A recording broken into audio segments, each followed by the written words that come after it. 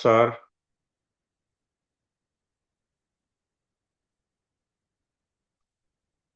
हाँ, प्रांजल सुना।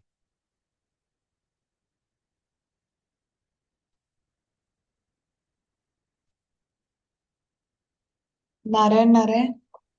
नारायण।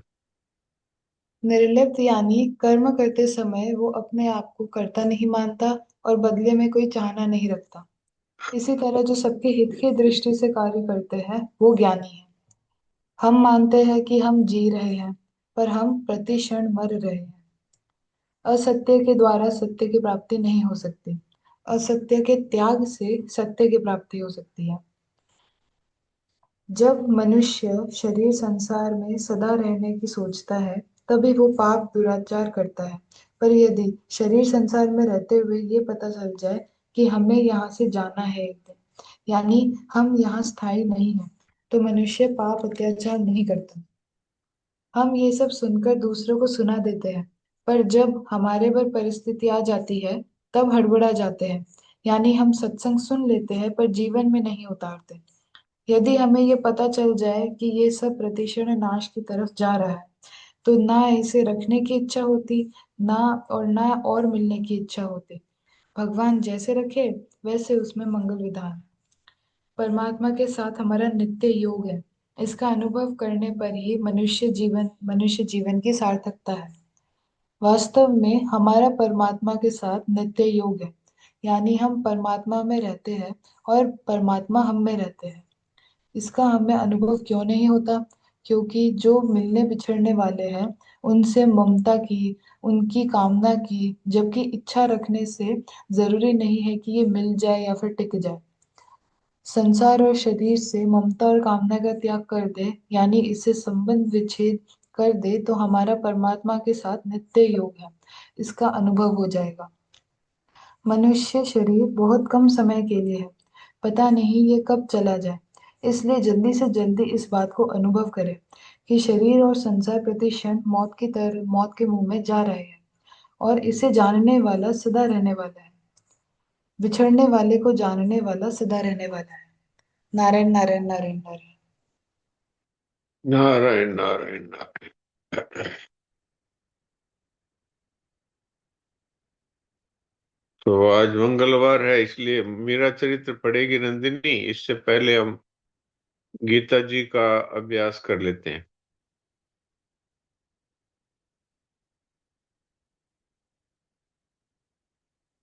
आज चौथे अध्याय का 20वां श्लोक है। तो आप लोग अपनी अपनी गीता जी निकाल लीजिए और चौथे अध्याय के 20वें श्लोक पर नजर रखिए। त्यक्त्वा कर्मफलासंगम् नित्यतृप्तो निराश्रयः कर्मण्यभिप्रवृत्तोऽपि नैव किंचित् करोति सः। त्यक्त्वा कर्मफलासंगम् नित्यतृप्तो निराश्रयः कर्मण्यभिप्रवृत्तोऽपि कर्मण्यभिप्रवृत्तोऽपि नैव किंचित् करोति सः।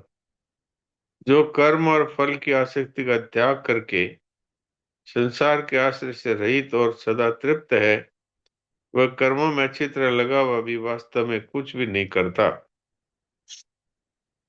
जिसके भीतर मैं करता हूं ऐसा करते तो अभिमान नहीं है, और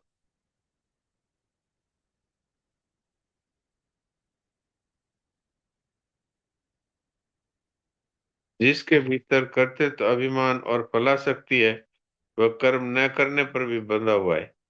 परंतु जिसके भीतर करते तो अभिमान और फलाशक्ति नहीं है, वो कर्म करते हुए भी मुक्त है।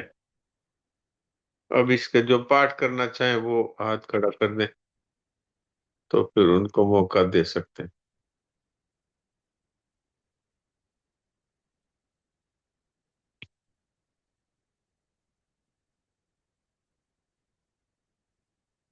काना, बोलो।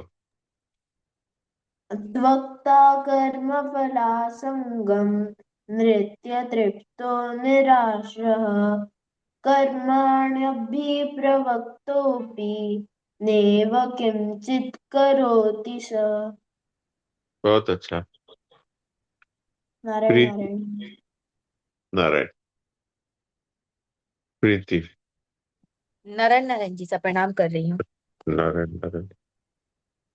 त्यक्त्वा कर्म फलासंगम नित्य तृप्तो निराश्रयः कर्मण्यभिप्रवृत्तोऽपि नैव किंचित करोति स। नारायण नारायण। अच्छा। सुलोचना। प्रणाम महाराज जी। प्रणाम। त्यक्त्वा कर्मफलासङ्गं नित्य तृप्तो निराशयः प्रवृत्तोऽपि नैव किंचित् करोति सः। ठीक। लक्ष्मी।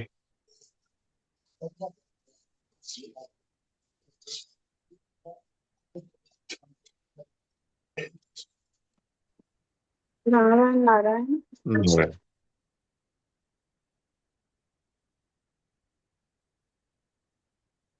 त्यक्त्वा कर्मफलासङ्गं नित्यतृप्तो निराश्रयः कर्मण्यभिप्रवृत्तोऽपि नैवं किंचित् करोति सः।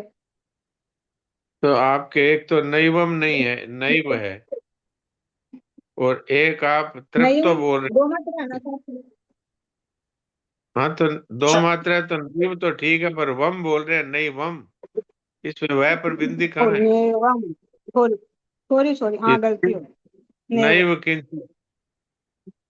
दूसरा आप किंचित् नित्य करोति तृप्तो सः। बोल रहे हैं, तृप्तो, जबकि है नित्य तृप्तो। और कर्मण्य अभी तृप्तो प्रवृत्तो भी बोल रहे हैं, प्रवृत्तो है। दोबारा बोलिए पूरा श्लोक। त्यक्त्वा कर्मफलासङ्गं नित्यतृप्तो तृप्तो नहीं है, निराश्रयः। तृप्तो है, नहीं तृप्तो नहीं तो है। फिर तृप्तो नित्य तृप्तो, तृप्तो नित्य तृप्तो। नित्यतृप्तो। तृप्तो ठीक है। नहीं, तृप्तो नहीं है, तृप्तो है, त्रि। ये री वाला, ऋषि वाला री है। तृप्तो। हाँ, हाँ नित्य तृप्तो। नित्यतृप्तो। हाँ, नित्यतृप्तो निराश्रय है। और नीचे भी तृप्तो कर्मण्य अभी प्रवृत्तोपि, प्रवृत्तोपि है, प्रवृत्तो नहीं है। कर्मण्य भी प्रवृत्तो प्रवृत्तो प्रवृत्तो, प्रवृत्त। प्रवृत्तो अब प्रवृत्तो। हाँ, इसका आप अभ्यास करिए तो ठीक हो जाएगा। कर्मण्य भी प्रवृत्तोपि नैव नैव किंचित् करोति सः। नारायण नारायण। ठीक।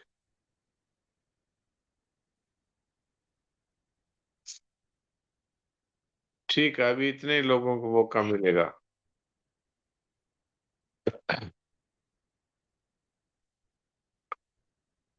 अभी नंदिनी पढ़ेगी मेरा चरित्र। तो कहाँ से शुरू करेगी? नंदिनी कहाँ से शुरू कर रही है? रामजी राम महाराज जी पृष्ठ संख्या 315 आखिरी पैराग्राफ। अच्छा, इससे पहले का थोड़ा सा बता दो। जी महाराज जी, मीराबाई की जो सखी है और जो दासी है चंपा, वो मीराबाई को चिन्मय वृंदावन में लेके जाती है और उसमें फिर ठाकुर जी और श्री जी के दर्शन करवाते हैं। इतना हमने पढ़ा था। हाँ जी, अब आगे पढ़िए। नारायण नारायण। प्राकृत देह से कोई यहाँ मेरी कृपा के बिना प्रवेश नहीं कर सकता माधवी। यहाँ केवल भाव देह अथवा चिन्मय देह का ही प्रवेश हो पाता है। किंतु अब तेरी देह पूर्णतः प्राकृत नहीं रही। यहाँ प्रवेश पाकर यह लगे, पर वैसी है नहीं। तेरी इस देह को न अग्नि जला सकती है, न जल डुबा सकता है, और न पवन सुखा सकता है। वर्षों तक पड़ी रहने पर भी यह विकृत नहीं होगी। तेरी यह देह धरा पर रहने के योग्य नहीं है, किंतु क्या मेरे प्राण, अपनी सेविका से क्या संकोच? जो भी हो फरमा दे, दासी वही करेगी जो प्राण संजीवन को प्रिय हो। संसार में रहकर कुछ वर्षों तक भक्ति भागीरथी प्रवाहित कर माधवी, तेरी अलौकिक प्रीति, भक्ति, विरक्ति, रहनी सहनी, करनी कहनी और देह परित्याग लीला को देखकर घोर कली काल में भी भक्ति की ओर लोग आकर्षित होंगे। तेरा नाम पढ़ सुन करके लोग कठिन से कठिन यातना सहकर भी भक्ति करेंगे। तेरी दृढ़ता उन्हें वैराग्य की असीधार पर चढ़ जाने की प्रेरणा देगी। लोक कल्याण के लिए कुछ समय और कंठ भर आया निज जन प्राण का। लोक कल्याण के लिए नहीं प्राण धन, आपकी इच्छा के लिए रहूंगी। जब तक आप चाहेंगे तब तक रहूंगी, आप खेद न करें। मीरा उठकर हाथ जोड़ घुटनों के बल बैठ गई। खेद नहीं माधवी, मुझे स्वयं तेरा वियोग असहनीय हो जाता है। मैंने ही तो तुझे इस आनंद सागर से दूर जा पटका। अत्यंत कठोर हूं मैं। उन रत्नारे नेत्रों में आंसू देखकर मीरा घबरा गई। जीव अपने ही कर्मों से कष्ट पाता है प्रभु। आपने पल पल मेरी संभाल की है। आपकी कृपा ने प्रत्येक विपत्ति को फूल बना दिया। वह उठकर जाने को प्रस्तुत हुई। उन्होंने मन ही मन कहा, इस दिव्य प्रदेश में प्रवेश, आहा, इस करुणा की थाक कहाँ है? कुछ चाहिए? उसके दोनों हाथों को अपने हाथों में लेकर उन्होंने पूछा। शहन सहन शक्ति, नाम और यह मनोहारी मूर्ति तन मन नयन में बसी रहे। यह तो पहले से ही तेरे अधिकार में है। मैं क्या प्रिय करूं तेरा? मुझे भुला न दे। कहते कहते मीरा के नेत्र पुनः भर आए। असंयत होकर श्याम सुंदर ने उसे भुजाओं में भर लिया। चंपा अब यही रहेगी। वह अपनी इच्छा से ही तेरे साथ रही इतने समय तक। मीरा ने स्वीकृति में सिर हिला दिया। उनका साथ बहुत बड़ा संबल रहा। उन्होंने ललिता को पुकारा। ललिता के आने पर उससे कहा, ललिता, इसे पहुंचा आ और नित्य प्रति रात्रि इसे साथ लेकर यहाँ की लीला स्थलियों के दर्शन करा देना। यदा कदा यहाँ भी लाती रहना। राधा बहन का आग्रह है कि पूर्व जीवनी की स्मृति भी करा दी जाए। यही उचित है। स्थान और समय देखकर हो, अन्यथा वह ध्यान में रख लूंगी। ललिता ने कहा। श्री किशोरी जी के दर्शन कर लूं, मीरा ने कहा। चलो, कहकर ललिता उसे साथ ले निकुंज महल के द्वार की ओर चली। करुणामयी, कहते हुए मीरा ने उन अमल धवल चरणों पर अपना सिर रख दिया। उठ बहन, तेरे कलुष का निवारण हुआ, कहते हुए श्री किशोरी जी ने उसके मस्तक पर हाथ रखा। जब तक तुम वृंदावन में हो तब तक यह ललिता तुझे सब कुछ समझाएगी और दिखाएगी। तुम अधीर न होना भला। श्याम सुंदर अनंत करुणा वरुणालय है। इनके प्रत्येक विधान में जीवन का मंगल ही मंगल निहित है। अतः घबराना नहीं। अंत में तुम मुझे ही प्राप्त होगी।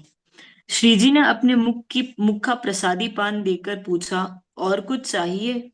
ऐसी उदार स्वामिनी से मैं क्या मांगू, जो सब कुछ देकर भी पूछती है कि क्या चाहिए। अब तो बस मात्र चरण रज का आश्रय ही चाहिए। कहते हुए मीरा ने उनके चरणों के नीचे की धूली मुट्ठी में उठाकर अपने अंचल के छोर में बांध ली। उन्मादिनी मीरा और चिंताग्रस्त दासिया। प्रातः उठने पर चमेली ने पूछा, चंपा नहीं दिखाई देती बाईसा हुक्म? मीरा की देह और मन में रात के दर्शनों की खुमारी भरी हुई थी। वे कुछ नहीं सुन पाई। उन्होंने अपना पल्ला टटोला, गांठ खोलकर एक चुटकी रज मुख में डाली और थोड़ी मुख पर हृदय पर मल ली। चमेली समझ नहीं पाई। फिर इसने सोचा, शायद किसी महात्मा के चरण रज है। पर यह चंपा कहाँ गई? मीरा मानो उन्मादिनी हो गई।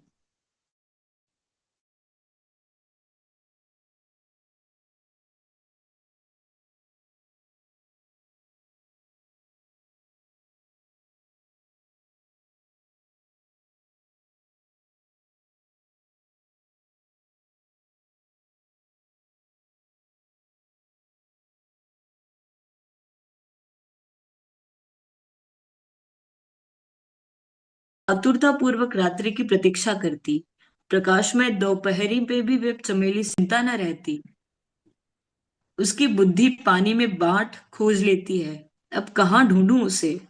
वह अपने पति शंकर से किसी वैद्य को ढूंढ लाने को कहती, चंपा को ढूंढने को कहती, और उसके असफल लौटने पर झगड़ने लगती। जैसा तुम्हारा नाम है वैसा ही हो तुम। खाए बिना ही भांग धतूरे का नशा चढ़ा रहता है तुमको। पेट भरकर खाया और पैर पसार कर पड़े रहे। चित्तौड़ और मेड़ता क्या छूटा, तुम बादशाह बन गए। न किसी की चिंता और न कोई फिक्र। खाने को पेट भर मिलता है ना, फिर क्या चाहिए, क्यों आए हो यहाँ? बीच में ही केसरबाई आकर टोकती, जीजी, ऐसे धैर्य खोने से कैसे काम चलेगा? अपना सारा क्रोध, सारा दुख, सारी चिंता तुम जीजाजी पर निकाल देती हो। आंधी पानी की भांति बरसने से पहले उनकी हालत तो देखो। सारे दिन न जाने कहाँ कहाँ भटक कर धूल भरे जब लौटते हैं, तब तुम एक लोटा पानी को नहीं पूछती, उनके उतरते हुए मुख को नहीं देखती, उनकी आंखों में तैरती हुई निराशा युक्त वेदना नहीं देखती, बस खरी खोटी सुनाने सुनाने लग पड़ती हो। कभी सोचा तुमने कि इस अनजान प्रदेश में, जहां इसकी इनकी भाषा कोई नहीं समझता और ये किसी की बात नहीं समझ पाते, वहां केवल आंखों की पहचान के बल पर वैद्य या चंपा जीजी को ढूंढ लेना सहज है? कितनी बदल गई हो। तुम्हारा चित्तौड़ छोड़ते छोड़ते समय तक कैसा ठंडा स्वभाव था, और अब कितनी चिड़चिड़ी हो गई हो। तुम ही ऐसी हो जाओगी तो हम बालकों का क्या होगा? मैं तो निरी अबोध हूँ, तुम्हारी छत्र छाया में रहकर पलती आई हूँ। अब तुम्हें धीरज खोते देखकर और बाईसा हुक्म की यह दशा देखकर मुझे बहुत भय लगता है, जीजी, बहुत भय लगता है। केसर को रोती देख चमेली ने उसे हृदय से लगा लिया। क्या करूं बहन, हम गढ़ की बड़ी बड़ी लंबी लंबी दीवारों के भीतर रहने की आदी है, और बाईसा हुक्म भी। चित्तौड़ और मेड़ता में ये फिर भी बंधी रहती थी। यहाँ आकर तो जैसे चारों दिशाओं के कपाट खुल गए हैं। जहां कहीं किसी संत का समाचार पाया कि तंबूरा उठाकर पधारने लगती हैं। इनके चरण देखे हैं तुमने? यहाँ आने के पश्चात पगरकी को भूल से भी धारण किया हो कभी? फूलों से कोमल सुंदर पद घायल और धूल भरे देखती हूँ तो छाती फटने लगती है। आवेश इन्हें पहले भी आता था, पर इस तरह तो नहीं देखा कि कभी हाथ पैर लंबे हो जाए और कभी कछुआ की तरह सिकुड़ कर गठरी बन जाए। मेरी बहना, अपना दुख किससे कहूं मैं? बाईसा हुक्म की हालत देखकर भय से मेरे प्राण सूख जाते हैं। इस पर एक बात और कि घड़ी घड़ी में ये बाबा लोग चले आते हैं, यह कहते हुए कि महाभागा मीरा माँ कहाँ है, मेरी मीरा मैया है क्या? संत शिरोमणि मीरा जी की जय हो। वे बाबा लोग बाईसा हुक्म का दर्शन करते ही उनकी दशा देखकर चिंता करने के बदले धन्य हो कहते कहते इनके चरणों में लौटने लगते हैं, इनकी चरण धूलि सिर चढ़ाने लगते हैं। तब ऐसा लगता है कि मैं पागल हो जाऊंगी। इनकी जिस दशा के कारण हम भय और चिंता से सूखी जा रही हैं, वही उनके हर्ष का कारण है। ऐसे में यह चंपा भी हम दुखिनियों को छोड़कर न जाने कहाँ जा बैठी। इसे तनिक भी दया नहीं आई हम अभागिनों पर। जरा भी ख्याल नहीं आया अपनी भोली स्वामिनी का। बोल, मैं क्या करूं? वह केसर को गले लगाकर रो पड़ती। उसे देखकर शंकर और किशन की भी आंखें बरसने लगती। हम्म। तो अभी संतों का हाँ, स्वागत समय है अभी तो पढ़ो। संतों का स्वागत सत्कार। एक दिन एक वयोवृद्ध वलित तलिकाय श्वेत अधोवस्त्र मात्र पहने हाथ में कमंडलू लिए तेजोदीप्ति संत पधारे। द्वार पर से ही उन्होंने पुकार की, जय जय श्री राधे, जय जय श्री किशोरी जू की। तुलसी मणिमाला से विभूषित थे कंठ और भुजाएं। नेत्रों से कृपा की अजरस वर्षा हो रही थी। चमेली ने रसोई से उठकर द्वार खोला। संत की भव्य शांत प्रसन्न मुख मुद्रा देखकर चमेली चकित रह गई। ऐसे संत को तो उसने आज तक दर्शन नहीं किए। एकदम भूमि पर सिर रखकर प्रणाम किया, आसन बिछाया, किशन को बुलाकर चरण धुलाए और प्रसाद पाने के लिए करबद्ध निवेदन किया। आशीर्वाद देकर संत ने आसन ग्रहण करते हुए पूछा, हमारी मीरा बेटी कहाँ है? बहुत दूर से हम अपनी बेटी को देखने सुनने आए हैं। तब तक किशन शरबत बनाकर ले आया। गंगाजली गिलास आगे बढ़ाते हुए उन्होंने कहा, स्वीकार करे भगवान। संत ने गंगाजली से ही शरबत मुख में उड़ेल कर पी लिया और प्रसन्न मुद्रा में कहा, तृप्त तो सदा तृप्त ही रहते हैं पुत्र, हम तुम्हारी सेवा से तृप्त और प्रसन्न हुए। पधारे बाप जी, बाईसा हुक्म इस कक्ष में है, किशन ने अनुरोध किया। चालो भाई चालो, संत ने उठते हुए कहा। उनका अटपटा सा राजस्थानी उच्चारण सुनकर सब मुस्कुरा दिए। कक्ष में श्वेत गद्दी पर मीरा नयन मूंदे बैठी है। दाहिनी ओर एक तारा रखा है। वे श्वेत वस्त्र धारण किए हुए हैं। हाथों की कलाइयों और गलों में तुलसी की माला बंधी है। आयु 30 वर्ष पार कर गई है, पर देह की कोमलता और सौंदर्य मानो आयु के चरणों पर मेघ जड़ती है। वे अभी 22-25 वर्ष से अधिक नहीं लगती। शुभ्र ललाट पर गोपी चंदन की गोल बिंदी लगी है। काले भंवर सम केशों की मोटी वेणी पीठ से दाएं पार्श्व में होकर बाएं घुटने पर पड़ी है। वेणी नीचे से थोड़ी खुली हुई है। मूंदी हुई पलकों के बीच से कभी कभी 2-4 अश्रु बिंदु झर पड़ते हैं, किंतु होठों पर मुस्कान खिली पड़ती है। वे बाह्य ज्ञान शून्य है। कक्ष में जाजिम बिछी है। एक और कोने में चौकोर गद्दियों की थड़ी लगी है और दीवार पर केवल एक चित्र लगा है, जिसमें श्याम सुंदर यमुना तट पर एक पैर पर दूसरा पैर चढ़ाए हाथ में वंशी लिए सामने देखते हुए शिला पर विराजमान है। महात्मा चित्र की ओर देखकर मुस्कुराए। सामने की दीवार से लगी चौकी पर श्याम सुंदर मखमल का नीला आस्तरण बिछा है। उसी चौकी पर गिरधर गोपाल का सिंहासन रखा है। विविध पूजोपकरण पास में रखे हुए हैं और धूप दीप अभी प्रज्वलित है। चमेली को लगा कि ये संत अवश्य ही बाईसा हुक्म को स्वस्थ कर सकते हैं। उसने मीरा की ओर मुड़ते हुए संत के चरणों पर मस्तक रखा। महाराज, मारी धनियाणी ने सावल कर दो। महाराज, यहाँ के बिना में सगला ही मरिया समान हा। कृपा करो बाप जी, माने जीवाए दो। महाराज, हमारी स्वामिनी को स्वस्थ कर दे। इनके बिना हम सब जीवित ही मृत समान हैं। कृपा करे महाराज, हमें जीवन दान दे। उसका गला रुंध गया। संत ने हंसकर उसके सिर पर हाथ रखा। चिंता मत कर बेटी, यह तो पथ ही ऐसा है कि अपनी सुध नहीं रहती, औरों की कहाँ चले। ये अभी चैतन्य हुई जाती है।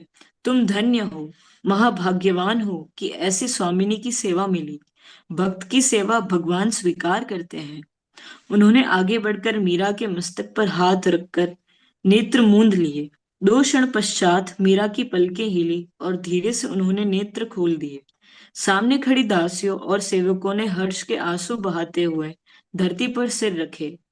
जीवता रहो, सुखी रहो, जीते रहो, सुखी रहो। उनके होठ अभ्यासवश फड़फड़ाए, पर आवाज न निकल सकी। सिर पर रखे हाथ का अनुमान करके मीरा ने ऊपर की ओर देखा। संत दर्शन करते ही उन्होंने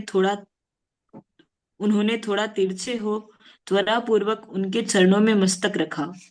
जय राधे, जय राधे। श्री किशोरी जो प्रसन्न हो, मंगल हो, मंगल हो। संत ने प्रसन्नता के आवेग में आशीर्वादों की सारी वर्षा सी कर दी। मीरा उठ खड़ी हुई। बहुत समय तक बैठी रहने के कारण खड़े होते समय पैर लड़खड़ाए। केसरबाई ने एकदम से सहारा दिया। चमेली ने शीघ्रता पूर्वक दूसरी गद्दी भीत से लगाकर बिछा दी। विराजिए भगवान, मीरा ने हाथ जोड़कर निवेदन किया। महात्मा के बैठ जाने पर वे दरी पर नीचे ही बैठ गई। उन्होंने साभिप्राय चमेली की ओर देखा। उस दृष्टि का अर्थ समझकर उसने कहा, भोग तैयार है हुक्म, और थाल लेने रसोई में चली गई। भोग पधराकर मीरा इकतारा ले गाने लगी। मीरा दासी अरज करे है, मारा दीन दयाल। 56 भोग 36 बींजन, पावो जन प्रतिपाल। राजभोग अरोगो गिरधर, सन्मुख राखा थाल। मीरा दासी शरण आई, कीजो बेग निहाल। भोग लगाकर मीरा ने संत को जिमाया और विश्राम के लिए आग्रह किया। नहीं बेटी, हम रमते योगी ठहरे, हम विश्राम के गुलाम नहीं हैं, हम तो गुलाम राम के। उन्होंने हंसते हुए कहा, बड़ी दूर से तुम्हारा यश सुनकर आया हूं। जो सुना यहाँ आकर उससे भी बढ़कर पाया। मैं तो तुम्हारी भावधारा में बहने और तुम्हें बहाने आया हूँ। जैसी आज्ञा। मीरा ने एक तारा उठाया और चमेली ने ढोलक संभाली। अभी नहीं बेटी, पहले तुम प्रसाद पाओ, तब तक तुम्हारे कथनानुसार मैं विश्राम कर लेता हूँ। प्रभु आप भी कृपा कर प्रसाद अरोगे। मीरा ने प्रार्थना की। शुद्धा तो नहीं है, पर तुम्हारा आग्रह रहे। संत ने हंसकर सहमति प्रदान की। सब प्रसाद ग्रहण करके बाहर वाले कक्ष में आए। पहले आप ही कुछ फरमाए, मीरा ने आग्रह किया। ना बेटी, पहले तुम कहो। सुनने की आशा लिए ही दौड़ा चला आया हूँ। मीरा ने एक तारे के तार को झंकृत किया और आलाप लेकर गाने लगी। नैना लोभी रे बहुरी सके नहीं आए, रोम रोम निक सिक सब निरखत, ललके रहे ललचाए। मैं ठाड़ी गृह आपनेरी, मोहन निक से आए। बदन चंद पर कासत हेली, मंद मंद मुस्काए। लोग कुटुंबी बरजी बरजही, बतिया कहत बनाए। चंचल निपट अटक नहीं मानत, पर हत गए बिकाए। भलो कहो कोई बुरी कहो, मैं सब लई शीस चढ़ाए। मीरा प्रभु गिरधरन लाल, बिन छिल बिन पल छिन रहियो न जाए। मीरा अभी पूर्णतः सचेतन नहीं हुई थी। गाते गाते उनके नेत्र अधमुंदे हो जाते। राग ढीली शिथिल होने होने को होती तो वह संभाल लेती। इसी प्रकार अंत की दो पंक्तियों को गाते गाते वे फिर बेभान होने की स्थिति में जाने वाली हुई कि संत ने एक लंबा आलाप लिया और दोनों पंक्तियां फिर से गाकर पद पूरा किया। संत के स्वर ने मीरा को झंझोर कर जगा दिया और उन्होंने कृतज्ञता पूर्वक प्रणाम किया। उन्होंने मुस्कुराकर कहा, और अब आप सुधा वर्षण की कृपा करें। मीरा ने विनय पूर्वक हाथ जोड़े। नहीं, आज तुमसे सुनने ही आया हूं। आवश्यकता हुई तो बीच बीच में साथ दूंगा। मैं बालक हूं भगवान, आज्ञा पालन ही उचित है, किंतु भूल होना तो स्वाभाविक है। सो सब कुछ नहीं, मैं साथ दे रहा हूँ, तुम्हारे विश्राम का समय ले रहा हूं, पर यह नहीं भगवान, नहीं। श्री चरण संकोच न करे, मुझे इसी में सुख है। श्याम माने चाकर राखो जी, गिरधारी लाल माने चाकर राखो जी। चाकर रहस्यु बाग लगास्यु, नित उठ दर्शन पास्यु। बिंदरा बनरी कुंज गली में, गोविंद लीला गास्यु। चाकरी में दर्शन पास्यु, सुमिरन पास्यु खर्ची। भाव भगति जागिरी पास्यु, तीनू बाता सरसी। मोर मुगट पीतांबर सोहे, गल बैजंती माला। बिंदरा बन में धेनु चरावे, मोहन मुरली वाला। हरि हरि नव कुंज लगास्यू, बिच बिच राखूं बारी। सावर यारो दर्शन पास्यू, पहर कुसुम्बी सारी। जोगी आया जोग करण को, तप करने सन्यासी। हरि भजन को साधु आया, बिंदरा बनरा बासी। आधी रात प्रभु दर्शन दीना, जमुना जी रे तीरा। मीरा रे प्रभु गिरधर नागर, हिवड़ो घणो अधीरा। संत विभोर हो झूमने लगे, नेत्र बंद कर दोनों हाथ उठावे गा उठे। चाकरी में दर्शन पास्यो, सुमिरन पास्यो खर्ची। भाव भगति जागिरी पास्यो, तीनों बाता सरसी। तीनों बाता सरसी, तीनों बाता सरसी। धन्य धन्य मीरा, धन्य हो गया आज मैं। वृंदावन की प्रेममय दिव्य धरा और तुमसी प्रेम दीवानी का दर्शन पाकर मैं सचमुच धन्य धन्य हो गया। ऐसा क्यों फरमाते हैं महाराज? प्रेम भक्ति मैं क्या जानूं। मुझे तो अपने गिरधर गोपाल अच्छे लगते हैं। उनकी बात करने वाला अच्छा लगता है, उनकी चर्चा अच्छी लगती है, उनसे संबंधित सभी कुछ अच्छा लगता है। बस, क्या केवल अच्छा लगना प्रेम होता है? प्रेमी तो आप है भगवान। न जाने कहां से इस अनधिकारिणी को दर्शन देकर कृतार्थ करने पधारे हैं। नारायण नारायण। अभी आज इसको यहीं तक रखते हैं। तो में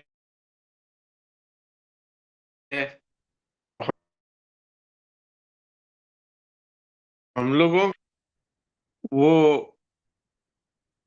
ये धरती का वृंदावन है, और वो जो मीराबाई जिस दिव्य वृंदावन में प्रवेश कर रही है,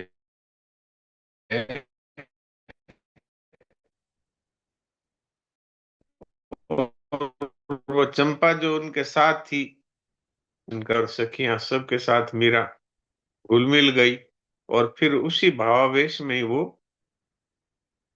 अपने निवास स्थान में बेहोश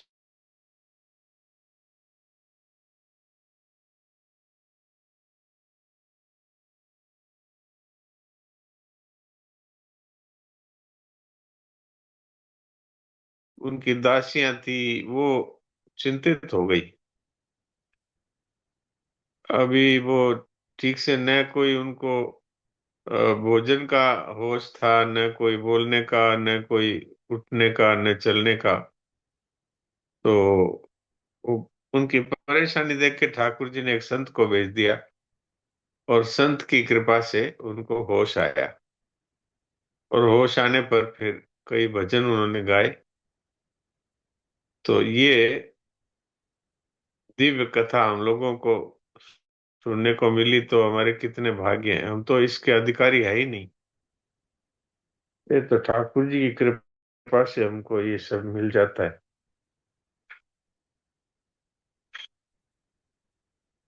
और मीराबाई कोई बहुत